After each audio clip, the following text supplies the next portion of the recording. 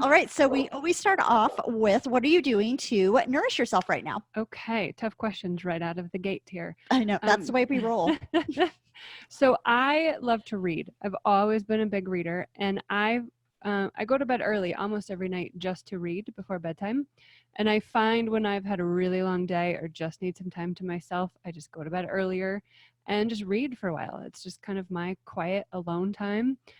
Sometimes I have a cat snuggling with me, but usually it's just me and whatever book I'm reading. And that's just time for me to unwind and take care of myself. Now, what are you reading right now? Oh, I have been reading some heavy books recently, but I just finished The Hate You Give, which is a young adult novel. I believe it's also a movie, and it gets into race and all sorts of things along those lines, but it was just very good. Something that I had wanted to read. Okay. Every now and then there are some lighthearted books or Jodi Picoult, but that's what I've been into lately. Very interesting. Yeah. Now, do you read like an actual book, or are you on like an electronic device? Both. Okay. I do love a good actual book, but I also have a very old Kindle. Okay. And so I do like to read with that too. It's easy to travel with, as well as just easy to lay in bed and read. But there's something about holding an actual book, because I think they're rare these days. Especially a library book. Yes. Like that's going way old school. Yes. We do have those too. Yeah. And they smell so good. Yeah. Ew. I think they smell kind of weird. I know. Really? I think they smell so good. I mean, it's like a library smell. I know. Library books just kind of gross me out though. Yeah. But they're free, and I like the diversity of which you can get, but they do kind of gross me out sometimes. I've never even thought about that. You will now. Yeah. So, fun story for you guys. Valerie is actually at my house recording this because she lives in Denver. We met at a networking group. So I have to say, do you know how nerve-wracking it is having an organizer come over to your house? Like, you should have seen what this place looked like, maybe 10 minutes ago before you got here, just like frantically like throwing crap in drawers. Okay. So don't look in my drawers. I will not. And know that I will never ever judge another person. If you could see the state of toys spread across my house right now, you would kind of wonder about things. But I do have small kids, and I cannot get them to clean up every day. It is just not a battle I'm willing to have. So my house is not always ready for Martha Stewart. So okay, good. Just know that. And I will never judge another person's house. Later today, you're going to be like judging secretly. I might. You accidentally open a closet. I'm like, I was just looking for your bathroom. But it did work out conveniently that our housekeeper came on Monday and it's Wednesday, as we noted. So I still have a little bit of the house cleaner clean going on. It's always nice. Planned 100%. Well, I am super excited just to learn more about like organizing and cleaning tips and tricks, and especially right now for the kiddos. I mean, you've got kids yourself, so you're getting into the swing of getting back to school, which is always exciting. But there's a lot of preparation for getting organized to get back to school, right? You've got to get the books and the school supplies, and every kid wants new clothes. And so there's a lot that goes into that on top of taking care of everything at the house that you have to, right? Cleaning, keeping up with the dishes, making dinners and lunches and breakfasts and all of the things. So Valerie, what are some, I guess, of your best tips and tricks? But maybe I should even start with like, when you're working with clients, what are some of the biggest hurdles that you see? Absolutely. So yeah, here in Denver, schools are going back, or kids are going back to school in the next few weeks, really. August 19th, I think, is when my oldest starts first grade. And I think some of the biggest things are, at least when it comes to getting ready for school, is waiting until that Monday morning to start things. So maybe you've bought the school supplies, you've got their backpack, but you're not really thinking about what time do we need to get up, making lunches, what do our routines look like? It's just all of a sudden you're pulling your kids kicking and screaming out of bed because you know that you need to get them out the door. So practicing those routines, or at the very least starting to get kids up earlier. I've already warned my kids that we're about done with the lazy mornings, that it's time to start thinking about what time we need to be out the door to get them to school on time, getting ready for all of that. So definitely at this point, looking for what do you need to do? What do you need to buy for school supplies, new clothes, backpacks, water bottles, whatever comes in with that. Making sure that that gets scheduled soon. Some of the other pieces that would fall in there too are, where's all that stuff going to go? Where is that going to live? Where's the backpack going to go? So one of the things I want families to think about is what I'm going to call your destination station.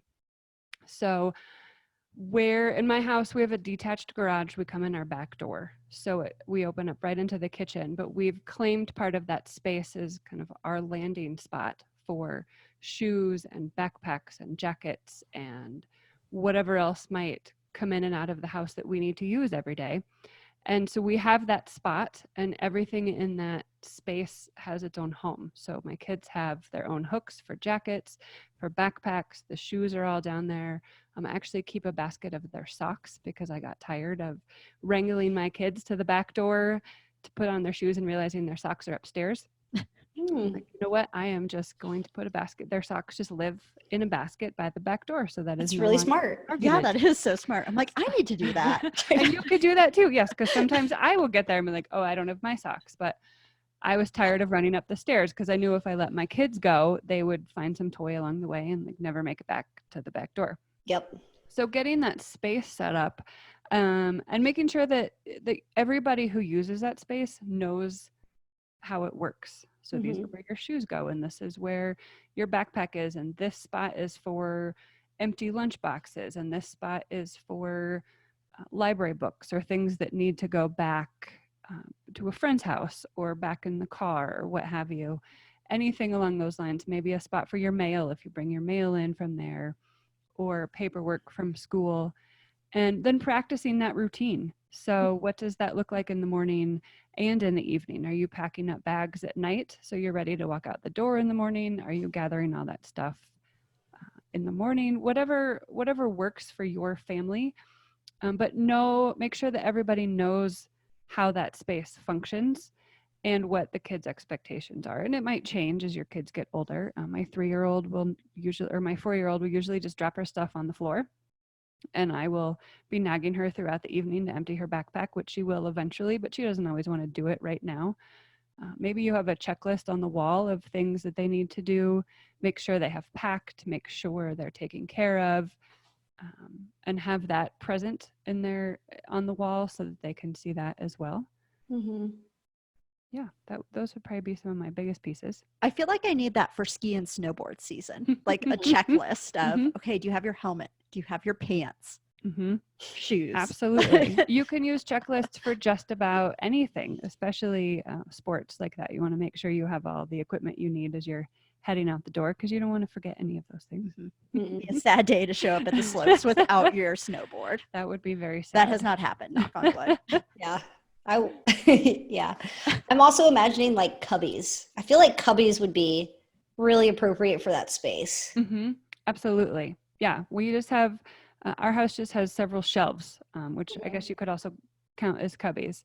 Yeah. Easy access for the kids. The kids have their own little box for shoes. And yeah, cubbies would be great. Get like little baskets and slip them underneath the shelves. Yeah. Yeah, you can make that space however it works. And you might have one at your front door and one by your garage door, depending on who uses that space and what doors you're coming in and out of most often. Yeah. That's interesting. Now, especially so you mentioned like, the kids maybe having to run upstairs and grab a pair of socks and getting distracted with the toys. How do you handle the toy situation for especially young kids who have a lot of toys? Absolutely. One, I would say they don't need a lot of toys.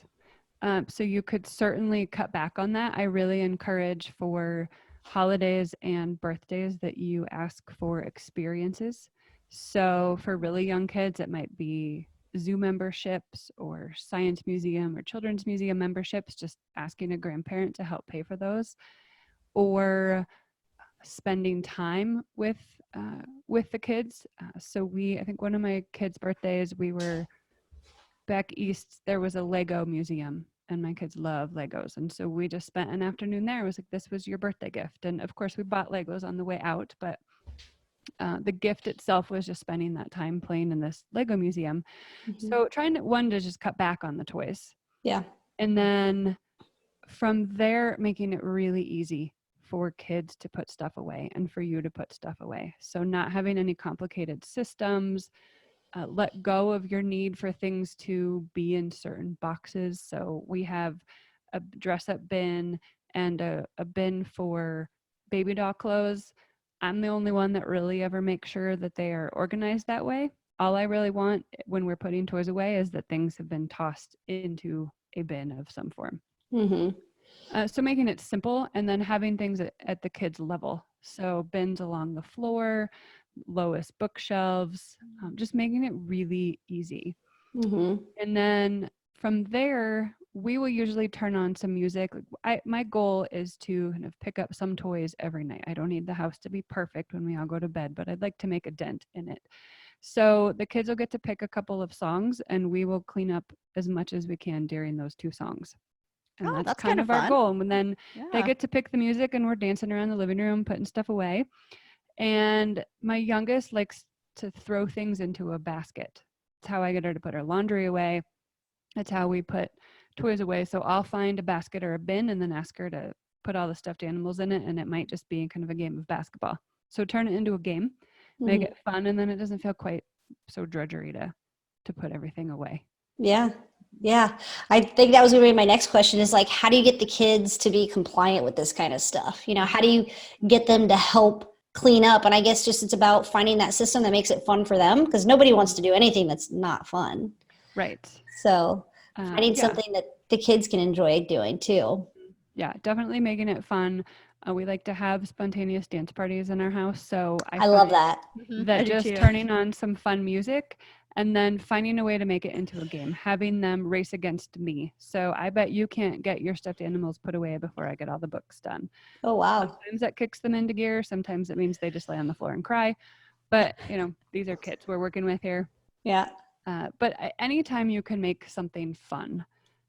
And then I think as a parent, just lowering your expectations that your house is going to look ready for Martha Stewart.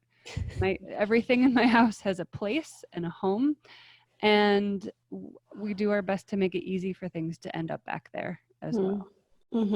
I think that's something that's so important is the easy factor of it, because it's kind of like, if you have a bunch of bowls nested together, it just makes it a pain in the butt to put it back away. And so it just doesn't happen. Or, like if you're getting something out of the pantry and you have to move 3 other things to get it, it's just like that barrier is enough to make you be like, meh, do I really need to put the toaster back in the drawer where it should go? Absolutely. Yeah. Whether you have kids or not, you want to make it easy to clean up and to put stuff away. Our KitchenAid mixer lives in the basement. We don't have room for it in our kitchen, which means we never use it because it's not easy to get to. And so there's no, you want to make things as simple as possible to get out and to put back in its home.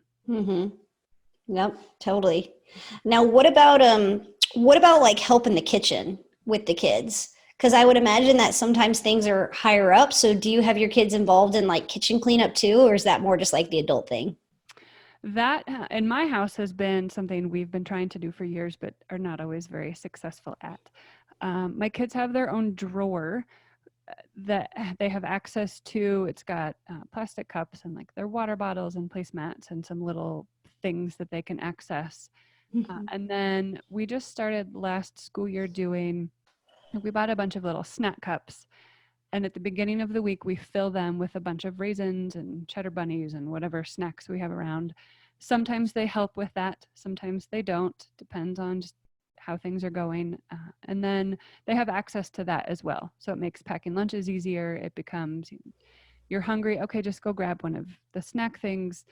And they know, my kids are pretty good. They're not going to eat more than a couple of them any given day. If your kids are going to clean through snacks that you put out like that, you might want to put them a little bit higher. We also get our kids involved in making their lunches. So knowing that they're going to make a giant mess making sandwiches, it's fine. We just do it and we let them do it because they're practicing making that happen. And they love when they can get out their own sandwich bread and get out the toaster and find the almond butter and cut the banana. And we've just learned to let them do it and wait for them to ask for help. I would love to get them more involved in meal planning. We're working on that in terms of they can only have chicken nuggets 3 nights a week. My kids would eat them every day, I think, if we let them. And so, okay, what are some other meals? And we're working on that. So I think the earlier you can get your kids involved in the kitchen, the better.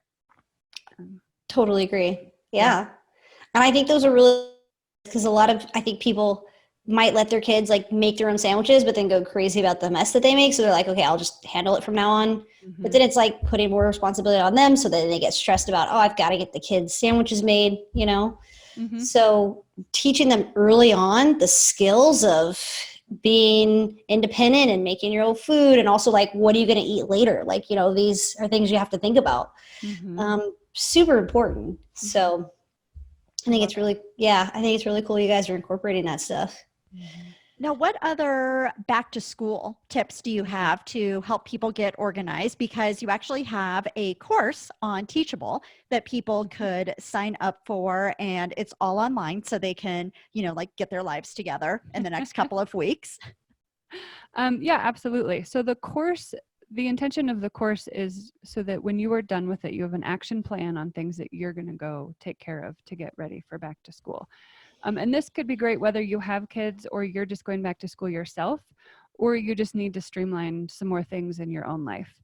So we've already talked about the destination station and what that is going to look like. The other things for school are going to be homework. So where is homework being done?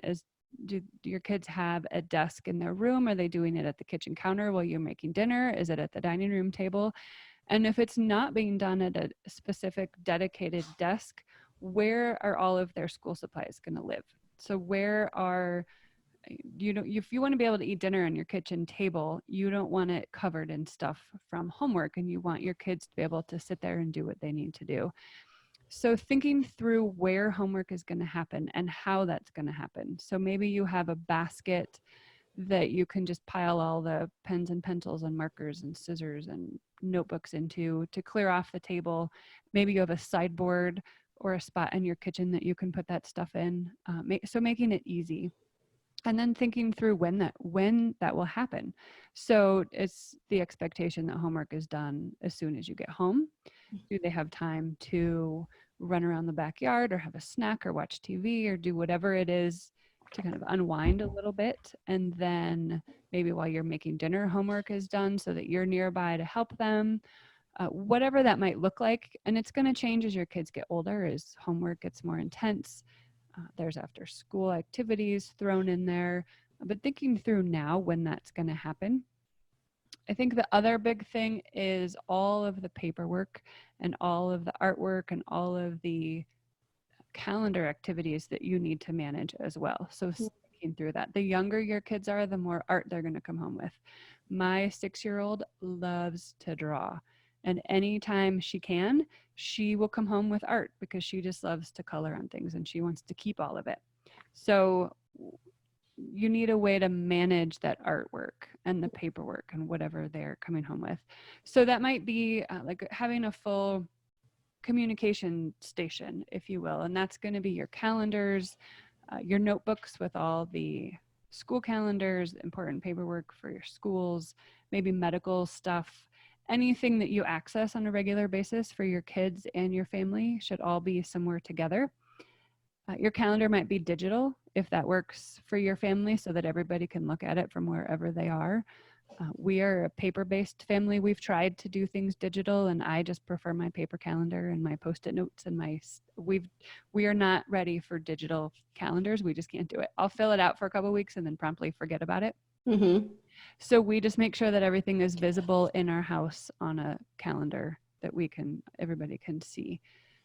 So making sure that you've thought through all of that and that everybody knows where it is and how it works. So they coming home from school and emptying their backpack and your kids have something that you need to sign, you don't want that getting lost in their bedroom. They need to know where that goes and you need to know to check that box wherever that might be. And it could be on top of your kitchen counter. It might be a spot on the wall. Just thinking through that. and how that's going to function. Mm-hmm. It's all these little details that when you have kids, it's like, I mean, because I'm just picturing like this house, right? With the destination station when you walk in and the homework station and all kinds of cubbies. And it's so well thought out and organized. And I think now is the time to think about that before that first week of school, just so that those first few weeks, everybody's tired and overwhelmed and trying to figure out what's going on. And maybe school sports have started or any other after school activities, and things are going to be crazy. That is not the time. I mean, if you still need to, you can tweak things and certainly be putting stuff together. I'm not saying if you don't do it before school starts, it's not going to happen. But if you have the time now, try to make that happen. Help that first week go a little bit better. Yeah. It's like if you get that habit started from day one, then it just makes it that much easier down the line. Yeah, definitely recommend that. And I recommend checking in a month or two into school to see how everything is working. So what needs to be tweaked? Do we need to move this box to the kitchen? Does it need to be moved to the office? What is working and what might not be working as well. Just check in as a family and see how that is going. Yeah, definitely. Make sure that kids are understanding where everything goes and it's running smoothly. Yeah. Now, what about, do you have any like tips for, I guess, like after dinner, getting the kids ready for the next day type stuff, or maybe getting ready in the morning for school? So that's going to depend on your family and kind of what makes sense for you and your time. So I prefer making lunches at night. My husband will make his in the morning. He's just not interested in doing it at night, but it works for him to do it in the morning. So if you feel like tackling lunches in the morning and you have time to do that, then absolutely. I prefer to get them done at night. I would recommend the more you can do before bedtime, the easier your mornings are going to go. That does not mean that you have to pick out every outfit for the week on Sunday. That's going to depend on your kids. So my kids are pretty good at getting themselves dressed and picking their clothes out just fine. I also don't really care if there's clothes match or if they're even dressed weather appropriately. I just want them dressed when it's time to walk out the door. But if that's important to you, then maybe Sunday night you're going to pick out all the clothes for the week. If you feel like that's going to help your kids get through the week better, if they're going to wake up knowing what to wear every day. I remember when pre-kids, back when I worked in the corporate world, I think I usually had a general idea in my head of what I was going to wear for the week, but didn't need to have that laid out every day. It's going to depend on what your kids need and what makes the most sense. I do recommend the more you can do at night, making sure backpacks are packed. Do they have all their paperwork in there? Maybe lunch boxes aren't packed, but sandwiches are made. Helps. I think having all of that done ahead of time helps with the mornings feeling a little less crazy, that maybe you can linger over a cup of coffee or breakfast and read the paper for a couple of minutes instead of everybody's running around the house trying to find their shoes and their paperwork, and we're out of peanut butter, whatever might happen. Just the more you can do ahead of time, I think the better. Yeah. I feel like stuff just never goes as smoothly in the morning. Like let's say it takes you 5 minutes to make your lunch in the evening. I feel like in the morning it would take 7 or 8 minutes just because I don't know, like if your brain isn't firing or if it's just chaotic and things just are not running as smoothly, but it just takes so much longer. Absolutely. In the morning. Yeah, absolutely. I think we're tired and there's that deadline of, you have to be out the door at a certain time, and inevitably something is going to happen that's going to slow you down, and then everybody's yelling and rushing out the door, and nobody wants to start their day like that. Yelling makes everything faster, right? No, sure. Absolutely. Definitely not. Yeah. Definitely not. Okay. Well, that's awesome. And so you're based out of Denver, and so you work with clients in person in Denver. So going to their houses, really helping them get organized, right? Especially for the start of school. all you moms and dads out there, Valerie is in your location if you're in Denver to actually help, which is awesome. Now, Valerie, do you also do anything like via virtual stuff? It is not something I market, but I would certainly, if the situation came up where it made sense for me to do something virtual, absolutely. Okay, It is cool. going to put a lot more work on that person because I won't be there physically to help them sort through things. Right. But I would be happy to kind of be more of a consulting or accountability role where I'm telling you what to do, and maybe we're doing it on Zoom or on the phone or Okay. something. Okay. Yeah, absolutely. Now, when you work with your clients one-on-one, you give them homework assignments, right? It depends. Okay. So that can definitely be a part of it, but I would always leave that with, it would be great if you could do X, Y, and Z before our next session, but please don't feel like you have to. So I don't want anybody to feel stressed out about not getting something done or to cancel our next session because they didn't get their homework done. It would be if they felt like they could do something between our current session and next one, or maybe it'd be more of a suggestion. Just because I don't want people to feel so overwhelmed or frustrated that they're not getting something done. Mm-hmm. So it would need to be the right situation for that. See, as an obliger, I would need you to tell me, hey, I'm going to cancel the next session if you don't do your homework, because I probably wouldn't do it unless Well, you told me. If sure. you were like, it's up to you, I'd be like, okay, cool. That is fair. Well, so then you might need an accountability partner as an obliger, of somebody to kind of call you out and make sure that you know that things are getting done. What would you need, Megan? Probably someone to be like, you need to get this done before our next appointment.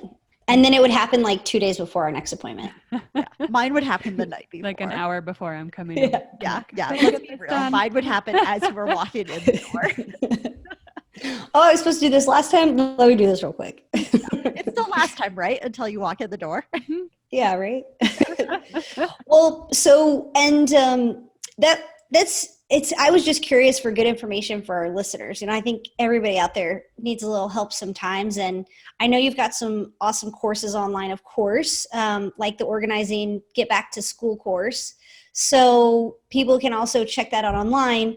But what about, I guess another question that I was just kind of thinking about as we were talking about this. So when kids are going back to school, they're typically buying a lot of stuff, right? Mm-hmm. So how do you help them discard old stuff so you're not just piling things into the house, right? Like bringing more in. Sure. So hopefully most of that stuff is just actually going to school. So the list of school supplies that's going to end up in the classroom. And then it would just be sorting through what they have. Really, if they're, it would probably be a good idea before you go school supply shopping to assess what you have at home.